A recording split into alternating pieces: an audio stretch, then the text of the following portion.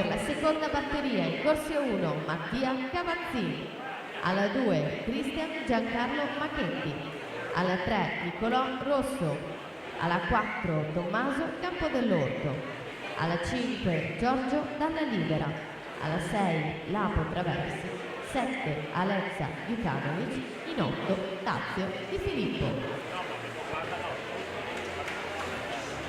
Finalisti quindi 2006: Spano, Tanzi, Polzebon, Limido, Cavallin, Massola, Ostanello e Emanuele Cosimato, con uno 6,97.